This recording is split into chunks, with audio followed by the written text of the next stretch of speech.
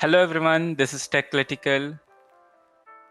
This episode is based on campus placements, and as I'm the only one amongst all four who has backed on campus job, here I am to take you to a journey of campus placement, how to do preparation, how you can get an on-campus job, and what are the things that you need to do while preparing, and all other things. So by the end of the episode, I hope that you will get your all bases covered and be ready for getting an on-campus job. So basically, first of all, I'd like to tell you that what is on-campus job. On-campus is basically placements happening inside the college. So what happens is companies, they contact the placement cell and they come for taking a definite number of candidates for employment. So you have an advantage when you are sitting for on-campus placements compared to the off-campus placements. The advantage is that in on-campus, companies, they come to take the students or they want to recruit you, but in off-campus you need to approach them, you need to convince them, like, please recruit me or market yourself. But here college does that part for you. So college has basically, they have connections with some companies, they have already scheduled interviews, scheduled online tests for all the things. So you need not bother all of this. You just need to take care of the preparations and you are done. So I would like to compare the on-campus placements with a kind of rocket. So while launching a rocket, you need some escape velocity so that it can escape into space. So here space is the IT industry. And this college campus placements, they'll provide you the escape velocity to reach out to the space of IT industry. But there is a difference. So what is the difference? The difference is, in case of rocket, you will reach only to a particular point, like the destination is fixed. But in case of here, you can drift anywhere you want in any direction. So basically, even after getting a campus placement, you can start doing your job in whichever company you got the offer. But again, you'll be able to switch to a different role or to a different company. So basically, you can drift in anywhere in the space and choose your destination. So I've heard many juniors, they ask me about the process, what is followed in which company, which process do companies follow. So there is no as such definite process, but yeah, there is a generic process or a flow which is followed by every company. But the rounds may vary. So some of the companies, they take 2 technical rounds, some of them might take 3 technical rounds, some may take 2 online rounds, but there is a flow. So what is that flow? So the first round which is there in the flow is the online round. So the online round tests you on your aptitude skills, on your programming skills, on language specific skills, then on core computer science skills like your knowledge on operating system, on database management system, on computer networks. And some companies, they even drill you down to some automata questions, but that's very rare.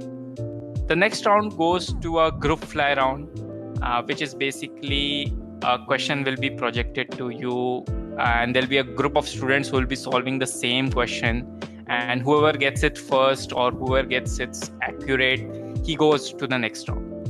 And after that, there might be multiple face-to-face rounds in which you'll be asked about technical questions, and in some rounds you'll be asked about your personality, about your hobbies, what you plan to be after 5 years, these kind of questions. So some of them will be face-to-face technical rounds and some will be a techno-managerial round. Now I'd like to share my experiences. I've sat in multiple companies in my on-campus placement. Some of them were D, Shaw, Udan, Microsoft, Amazon, and after which I backed the offer from Amazon. So I would like to share that experience of the Amazon campus placement here. So the first one was the online test. As I told you, there were 2 coding questions. and there were 20 MCQs. Those MCQs were based on the output questions, so basically C++, Java output questions, and they refrained from asking from the core computer science skills. So their questions were mostly focused on DSA and programming.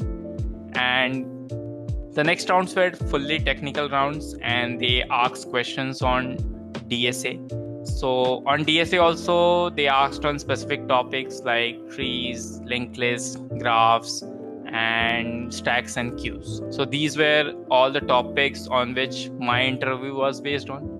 And after 2 face-to-face rounds, the results were declared. So there was no HR round in case of Amazon, but yeah, there are HR rounds in most of the companies. But some companies don't do the HR round. They judge the personality when you are solving the questions.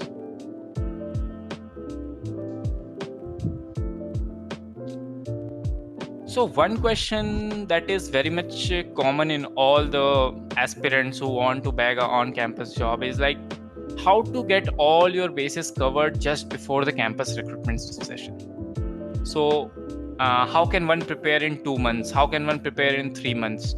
So I'll not tell you that you can just fully be prepared in 2-3 months before knowing anything just before those 2-3 months. This will not happen. You must have a basic knowledge of things when you are starting off for campus placement, because if you will tell like I'll learn in 2-3 months the entire programming language, also I'll learn the DSA concepts also, so that's not possible. So before starting off for a campus placement preparation, I assume that you have a basic knowledge of a programming language, how things work, and what is DSA. So when you are learning for campus placement preparations, you should not be mugging up things. So those things should be very clear in your mind.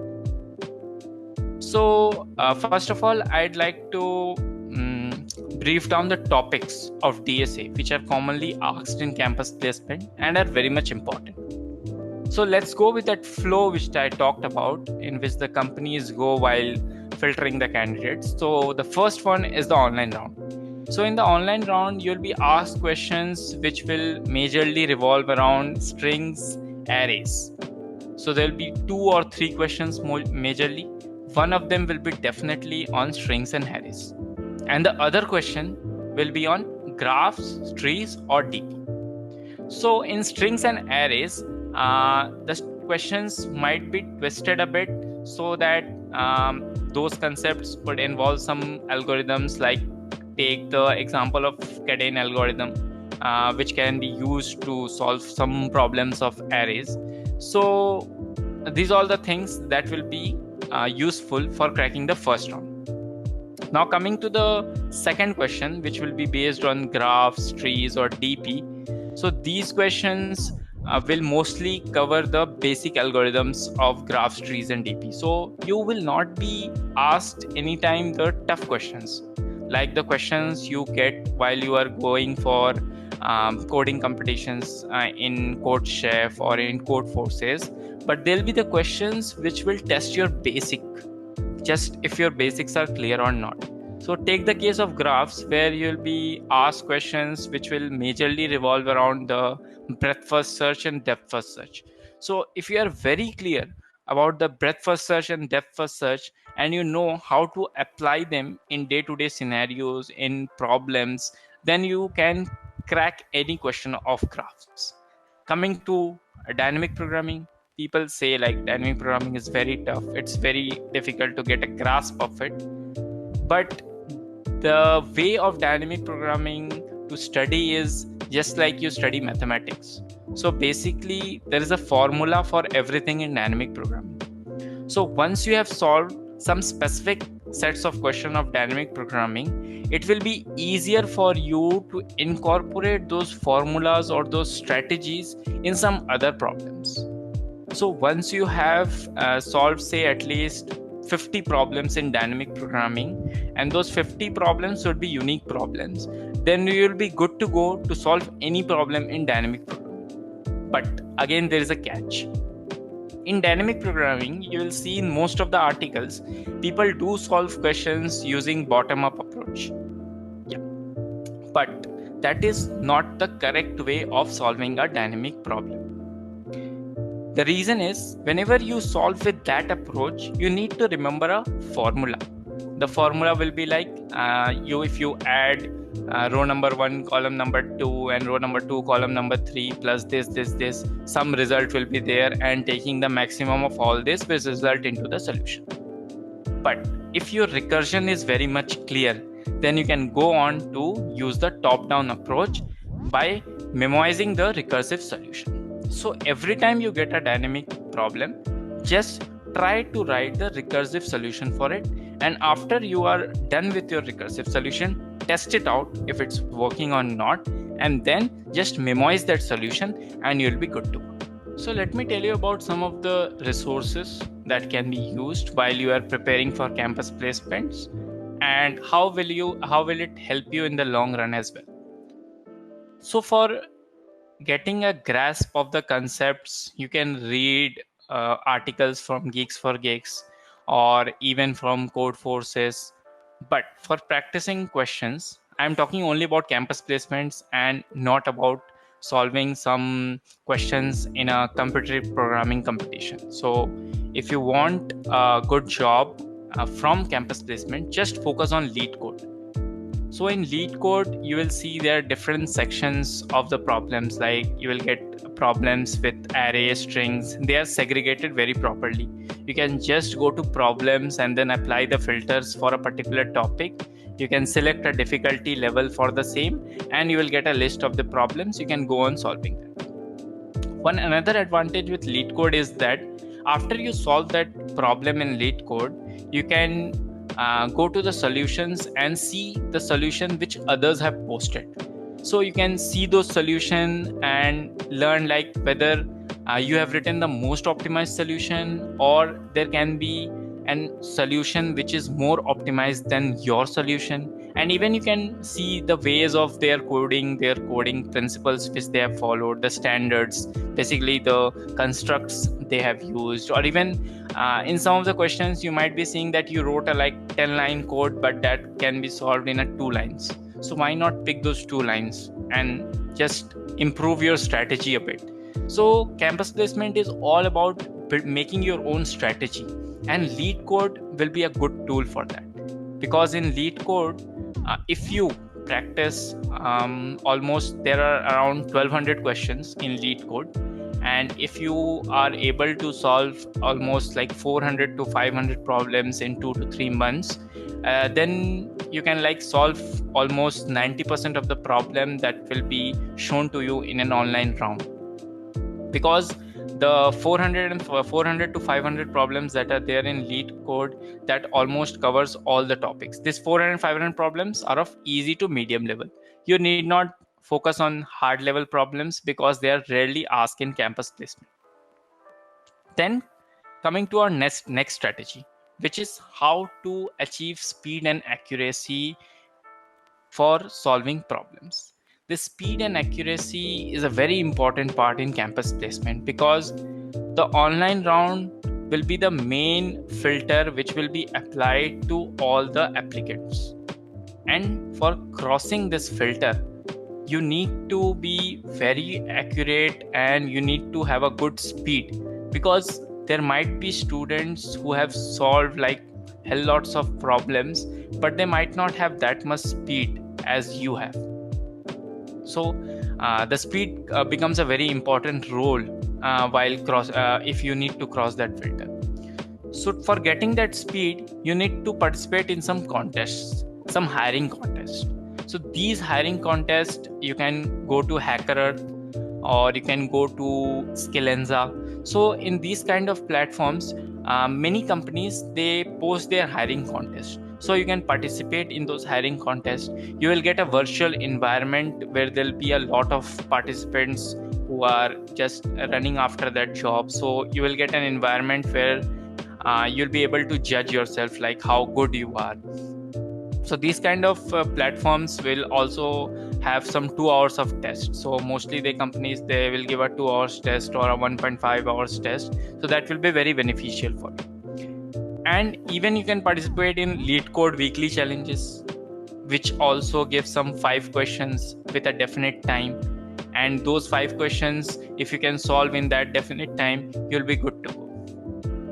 And one more contest that I would suggest for the aspirants is contest in Codeforces. In Codeforces, the Div 3 and Div 2 challenge, if you are going for that, that will increase your thinking power, your ability to crack those problems. So basically, you'll be able to think fast. So once you see a problem, that solution will come in your mind very quickly, because in those kind of problems that are there in Codeforces, very rarely you will get questions where there is a very complex problem which involves a lot of data structures and stuffs. So that will not happen. You'll be only tested on your problem solving skills and how fast you can think. So let's move on to the next topic that you need to cover while you are preparing is the core computer science skills, which are operating system, database management system, and computer science networks. So you need not go in depth of each of this subject, but yeah, you must be very clear with some of the concepts which I'll list down below. Is like first I'll go with operating system. So in operating system, you must be clear about what are process, what are threads, what are semaphores, and some of the problems in semaphores, and then after that how memory is managed, and some of the paging algorithms are there in operating system that you must know, because there'll be MCQs based on that. After that, there'll be synchronization problems that sometimes they ask those synchronization problems, and even sometimes you will get MCQs on scheduling, those first come first serve scheduling, then shortest job first scheduling. So these kind of scheduling problems, they have some definite formulas that you need to remember, and if you remember those formulas, you'll be good to go in the MCQs.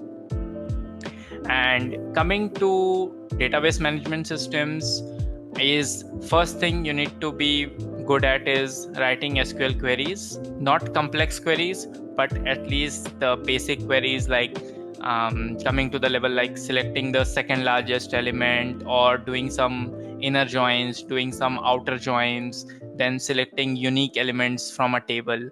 And apart from all these, you need to know how to design a table. So they might give you a problem like design a say library management system. So in this library management system, how will you structure your data? Which one should be your primary key? Which one should be your foreign key? How many entities should be there? How they should be linked?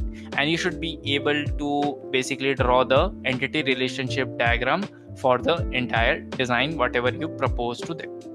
So these kind of questions, they'll be basically asked in the face-to-face technical round. In the online rounds, what you will get is just the SQL queries, and sometimes some database synchronization problems might come, but they are very rare again. And then coming to computer networks, like I personally, I did not read that much, so I might not be able to tell you all the questions, but whatever is my experience is like, I haven't seen as much questions in computer networks in an online round, except for companies who come for a networking profile. So in these kind of companies, you will get some networking questions which will be related to routing, and sometimes some router problems may come, some latency problems which are there in computer networks, they might come. But again, if you are not that good in computer networks also, still you can crack a good campus placement job, because what you can do is when you go to a technical round, basically a face-to-face technical round, you can, whenever the interviewer, he'll ask you question regarding the computer networks, you can say that, hey, I'm not that good at computer networks, but yeah, I'm well versed with the other core computer science skills like operating system, database management system, and data structures. So in most of the situations in which I have experienced, is that they'll deviate themselves to those kind of questions. And one thing might come to your mind after listening to this, like, will it create a bad impression on the interviewer? No, it will not, because you can't just master each and everything, because this computer networks, database, and operating system, they are a different subject in them. So they are a vast world. So there'll be like many concepts in these kind of domain. So you need to study a lot, and it cannot be mastered in 4 years of BTech.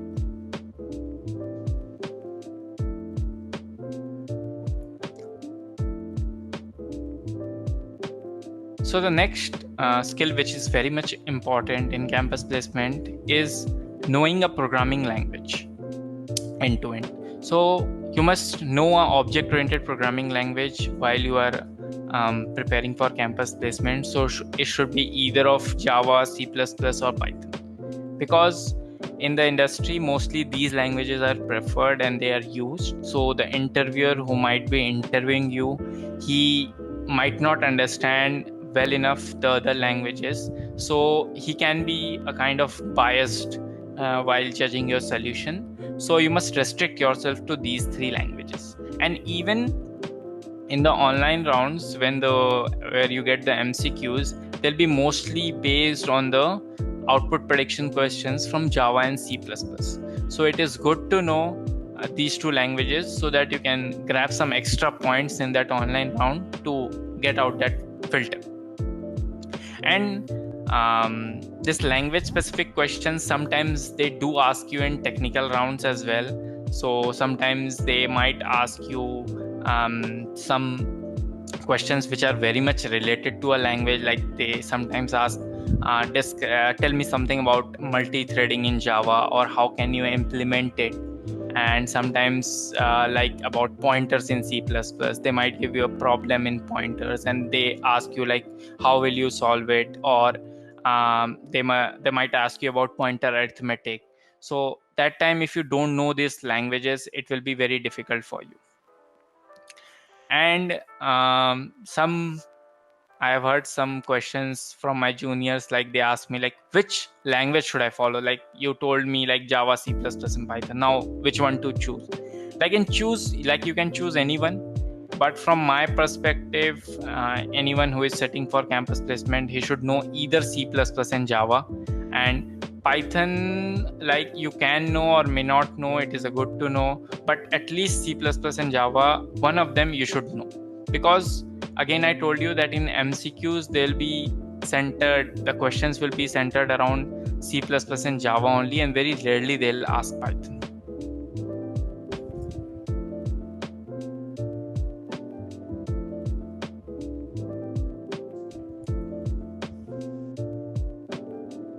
So coming to the next question, which I often get asked, is how important is resume in case of on-campus placement? So I would like to assign a 15% weightage to the resume and 85% to your skills, the problem solving skills and the core computer science skills. Because the companies which come in colleges, the interviewers who come in colleges, they know that you are a final year student. You may or may not have a good internship. You may or may not have done a good project, but you definitely should have those skills. But a good resume and a good profile is a good to have thing, and one should definitely have it because it markets you to the outside IT industry. So even if you have got a good on-campus job, so further if you want to switch, so if you have a good resume, a profile in hand, it will be very easy for you to do so. So we in Techletical, my friend Ayush, he has an episode on how to build a LinkedIn profile, how to write a cover letter. So we'll be sharing that episode very soon.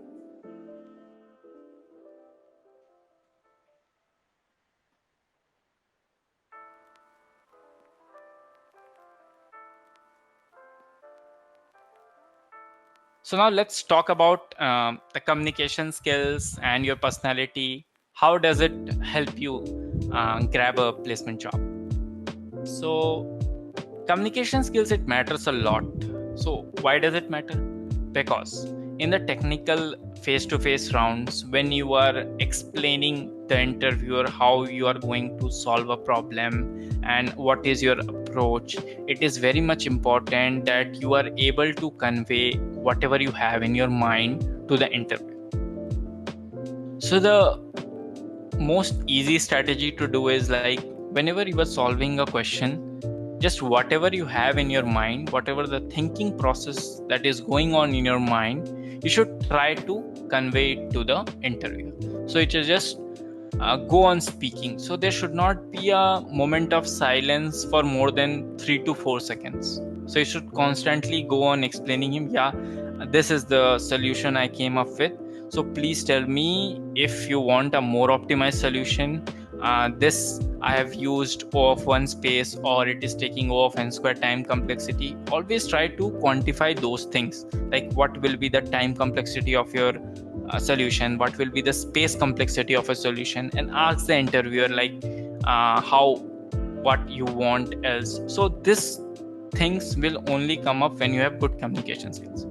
So how to improve these communication skills if you don't have? So you can definitely go to Pramp and take some virtual interview sessions.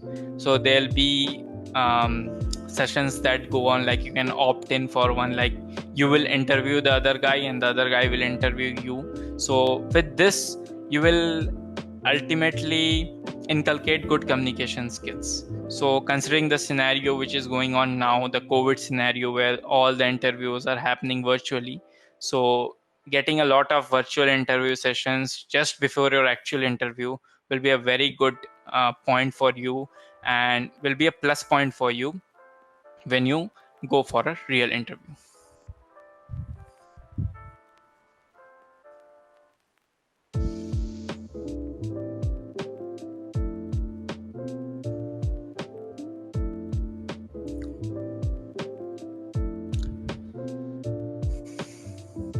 So one thing now, like if you are in one of the campuses in which companies do visit, like good companies do visit, then campus placement is the best opportunity to get into the top-notch companies. But if you are in some college where the companies don't come, like good companies, the big tech giants, they don't come, then you should not be sad like, hey, I'm not getting a campus placement, what should I do now? Like, we have some episodes lined up for you which will help you grab a good off-campus job. So last but not least, don't be sad if you get rejected from an interview. So if you didn't get a good offer, you landed up getting a offer which you don't like, because there is always a scope for switch. Just what you need is strong dedication, smart work, and proper time management, so that even when you are working in a company, you can take out time for preparing. So this brings to the end of this episode. I hope you got some good insights about campus placement and how to prepare for it. For some more meaningful episodes and for some talks on tech, stay tuned to Techlitical.